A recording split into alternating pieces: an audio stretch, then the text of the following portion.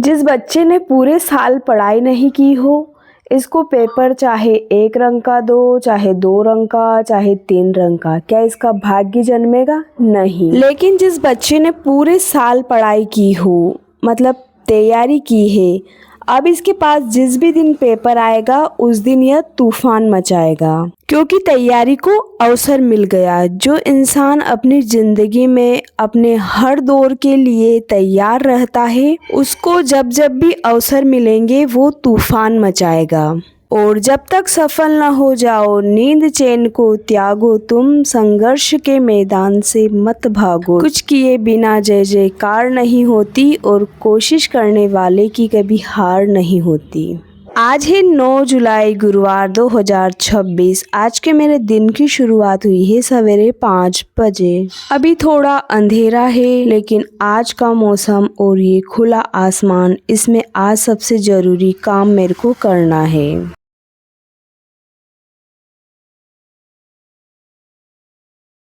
इस चिड़िया के चूजों को मैं बाहर कुत्तों से बचाकर लेकर आई थी, लेकिन अब ये पहले से काफ़ी वीक होता जा रहा है।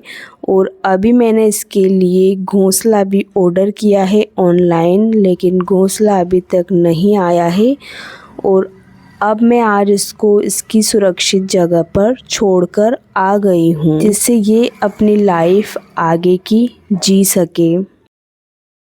अब ये किचन में कौन है, तो ये मेरी मम्मी है। कल के ब्लॉग में भी मैंने आपको बताया था मेरी तबीयत ख़राब है, इसलिए मैंने मेरी मम्मी को अभी बुलाया है। मेरी माँ अनपढ़ है, लेकिन ज़िंदगी जीना मैंने इन्हीं से सीखा है। मेरी बहुत सारी आदतें मैंने मेरी मम्मी से सीखी है, जिनमें सवेरे जल्दी उठना, चाहे रात को आप कितनी ही लेट क्यों ना सोए हो, चाहे सवेरे उठकर आपके पास काम हो या नहीं हो, लेकिन सवेरे जल्दी उठना है तो बस उठना है। इतने साल हो गए हैं मुझे देखते देखते, लेकिन मेरी माँ को मैंने अभी तक कभी भी लेट उठते हुए नहीं देखा है। चाहे सर्दी हो, बारिश हो, गर्मी हो, बीमार हो, कैसे भी हालात हो, सवेरे जल्दी उठना है तो बस उठना है। और उनको देख देख कर आज भी मैं भी सवेरे जल्दी उठ पाती हूँ। दूसरी आदत जो मैंने मेरी माँ से सीखी है वो है हद पार मेहनत करना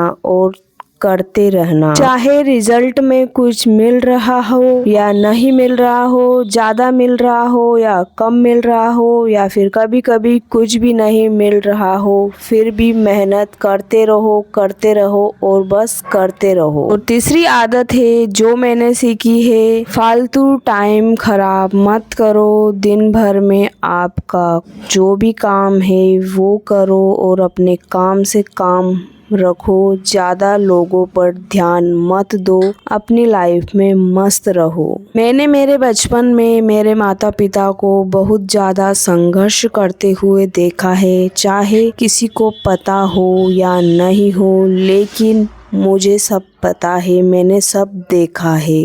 और मेरे माता पिता ने ये कोशिश हमेशा की है कि जितना संघर्ष उन्होंने किया, उनके बच्चे अपनी लाइफ में उतना संघर्ष ना करें, इसके लिए भी उन्होंने उनकी तरफ से पूरी कोशिश की है, जिसकी बदौलत ही मैं आज जहाँ पर हूँ, जो भी हूँ, इनकी ही वजह से हूँ। अगर मेरे मम्मी पापा मुझे घर के कामों से फ्री नहीं करते तो शायद आज मैं अपना करियर भी नहीं बना पाती। मैंने मेरे घर पर कभी भी ज़्यादा कुछ भी काम नहीं किया है। जब से मैंने सिलाई करना स्टार्ट किया था तो मैं 24 घंटे में 18 घंटे सिलाई करती थी और 6 घंटे नींद निकालती थी। और इन 6 घंटों में मेरे डेली के ज़रूरी काम भी सब हो जाते थे। कभी कभी तो मैं पूरी रात ही नहीं सोती थी, और कभी मुझे खाना खाने का भी याद नहीं रहता था। मेरी लाइफ के 2 से 3 साल ऐसे भी निकले हैं जहां मुझे कुछ होश नहीं था, केवल मैं बस सिलाई करती थी। ना कभी इधर उधर जाना, ना किसी से मिलना, ना टाइम पर खाना खाना, ना टाइम पर सोना, ना अपनी नींद पूरी करना। मुझे कुछ होश नहीं था और इतनी मेहनत करने के बावजूद भी मुझे रिटर्न में ज़्यादा कुछ नहीं मिल पा रहा था। फिर भी मैं कभी मेहनत करने से पीछे नहीं हटी, क्योंकि जब मेरे माता पिता इतनी मेहनत कर रहे हैं तो मुझे भी करनी ही चाहिए। बस यही सोचकर और उनको देखकर उनसे मोटिवेट होकर मैं लगातार मेहनत करती चली गई। फिर मेरी मेहनत को एक दिन अवसर मिला और मेरी लाइफ में यूट्यूब चैनल आया। और आप लोगों ने, हाँ, जो आप अभी देख रहे हो मुझे यूट्यूब पर, आप लोगों ने ही मुझे इंस्टाग्राम पर कमेंट कर कर के, मैसेज कर कर के यूट्यूब चैनल बनाने के लिए बोला कि आप यूट्यूब चैनल बनाइए और हमको भी सिलाई सिखाइए। लेकिन तब भी मेरे को ये नहीं पता था कि मुझे यूट्यूब चैनल से क्या मिलेगा अगर मैं आप लोगों को सिलाई सिखाऊंगी तो। फिर भी मैंने सिलाई की वीडियो बनाना स्टार्ट किए। तब मेरे पास एक कम स्टोरेज वाला छोटा सा स्मार्टफोन था, जिसमें वीडियो अगर बना ली तो एडिट करके सेव नहीं कर सकते। मैंने एक फर्स्ट वीडियो को 3 दिन तक एडिटिंग किया, लेकिन जब उसको मैं सेव करने लगी तो स्टोरेज फुल बताया और मेरी सारी मेहनत पर पानी फिर गया। फिर मैंने उस वीडियो को तो डिलीट किया और फिर कम टाइम वाला वीडियो बनाया दूसरे दिन। फिर उसकी एडिटिंग की और उसको यूट्यूब चैनल पर अपलोड किया। फिर मैं रोज़ मेहनत करती चली गई और रोज़ वीडियो अपलोड करती चली गई। अब मेरा चैनल भी मोनेटाइज हो चुका था और उस पर फर्स्ट पेमेंट बस आने ही वाला था। फिर मेरी लाइफ में फर्स्ट पेमेंट आने से पहले ऐसा तूफ़ान आया कि यूट्यूब चैनल मेरे हाथों में ही नहीं रहा। हुआ यूँ था कि मेरे पास कम स्टोरेज वाला फ़ोन था और मेरे पापा के पास ज़्यादा स्टोरेज वाला फ़ोन था। तो मैंने दोनों फ़ोन को चेंज करने का सोचा कि उनको मेरा वाला दे देती हूँ और उनका मैं ले लेती हूँ। तो जल्दबाजी में मैंने पापा के फ़ोन को और मेरे फ़ोन को दोनों को ही एक साथ रीसेट कर दिया। अब जिस जीमेल से मैंने मेरा यूट्यूब चैनल बनाया था उसका पासवर्ड मेरे को याद नहीं था और इसका नॉलेज भी नहीं था कि अगर पासवर्ड याद नहीं होगा तो जीमेल और यूट्यूब चैनल भी ओपन नहीं होगा। मैंने मेरी तरफ से हर तरह की कोशिश की कि जीमेल का पासवर्ड मिल जाए, जीमेल ओपन हो जाए और यूट्यूब चैनल भी मेरे कंट्रोल में आ जाए, लेकिन मेरी सारी कोशिशें नाकामयाब रही। हर जगह ऑनलाइन शॉप पर भी ट्राई किया पर कुछ भी नहीं हुआ।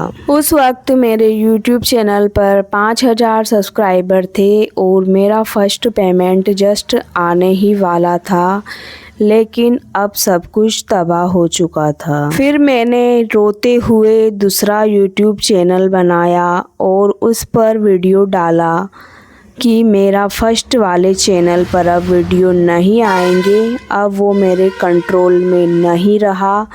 अब मैं इस सेकंड वाले यूट्यूब चैनल पर स्टार्टिंग से नई शुरुआत करूंगी और इस पर ही अब वीडियो डालूंगी। लेकिन ऊपर वाले को कुछ और ही मंजूर था।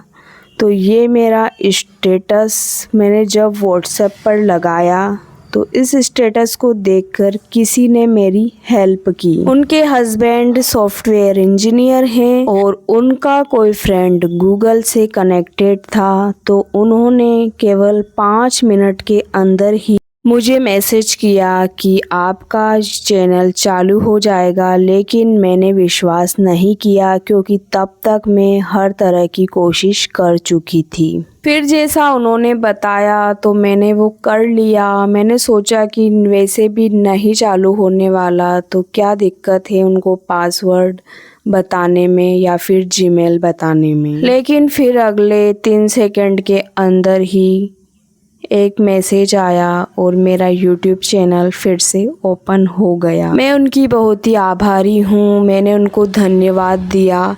लेकिन फिर अगले दिन उन्होंने इसके बदले मुझसे कुछ ऐसी डिमांड की जिसको मैं पूरा नहीं कर पाई और फिर उसी दिन से मैंने उनसे कनेक्शन ख़त्म कर दिया और मेरा मन भी हुआ कि मैं इस चैनल को डिलीट कर दूं, क्योंकि मैं बदले में उनकी डिमांड को पूरा नहीं कर पाई। लेकिन उन्होंने भी मेरे को मना कर दिया और फिर ये तो मैंने मेरी खुद की मेहनत से खड़ा किया था, इसलिए फिर मैंने इसको डिलीट नहीं किया और तब से अब तक मैं इसी चैनल पर कंटिन्यू काम कर रही हूँ। यूट्यूब चैनल जब मेरी लाइफ में आया तब से मेरी लाइफ बहुत रिलैक्स हो गई है और जो मेरी पुरानी मेहनत थी उसका फल भी मुझे अब मिलने लग गया था। हर महीने जब यूट्यूब चैनल का पेमेंट आता तो मुझे लगता कि मैंने जो पहले मेहनत की है उसका फल मुझे अब मिल रहा है। फिर यूट्यूब चैनल का मेरा फर्स्ट पेमेंट आया, मैं बहुत खुश थी। अब सबको मैंने मिठाई भी खिलाई और जब फर्स्ट पेमेंट आया उसी वक्त मेरी शादी भी फिक्स हो गई थी। अगले महीने मेरी शादी होने वाली थी। शादी की सारी तैयारियां हो चुकी थी और फिर अचानक मेरी लाइफ में एक तूफ़ान और आया और फिर से सब कुछ तबाह हो गया। जिस दिन मेरे लगन की तारीख थी उस दिन हमारे घर में शोक पत्रिका पर नाम लिखे जा रहे थे। सवेरे उनको सबको बांटना था क्योंकि अभी हमारा परिवार शोक में डूबा हुआ था। जिसको सबसे ज़्यादा उम्मीद थी मेरी शादी की, जो हमेशा कहते रहते थे ऐसा करेंगे वैसा करेंगे, शादी कब करोगे, अब वो ही इंसान शादी के लिए नहीं रहा था, उनका स्वर्गवास हो चुका था। और जो मेन शादी की तारीख थी उसी दिन उनका कार्यक्रम आया था, वो ही उनके कार्यक्रम की डेट फिक्स हुई थी। इसलिए फिर मेरे मम्मी पापा ने शादी कैंसिल कर दी। बहुत सारे लोगों ने बोला कि शादी कैंसिल नहीं होगी, शादी कर लो, लेकिन ऐसे घर में मातम छाया हुआ है और ऐसी कंडीशन में क्या शादी हो सकती है। इसलिए मैंने भी मना कर दिया और मेरे मम्मी पापा ने भी मना कर दिया और शादी कैंसिल हो गई। फिर 8 महीने बाद दोबारा शादी फिक्स हुई और फिर सारे रीति रिवाजों के साथ शादी हुई। लेकिन शादी होने के बाद फिर से तूफान आया और इस बार मेरा करियर तबाह होने की कगार पर पहुंच गया। फिर मैंने लाइफ का सबसे बड़ा डिसीजन लिया।